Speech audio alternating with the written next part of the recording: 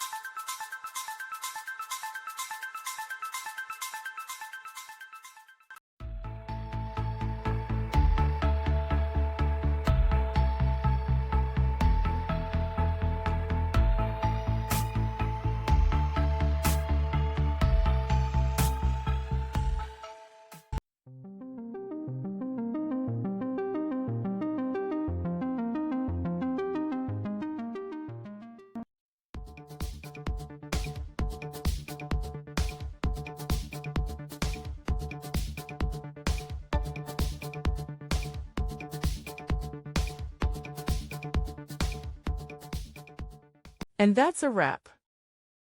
I hope you found the answer you were looking for. If you did, take a second to hit that subscribe button. It really helps out. And let me know in the comments which solution worked best for you.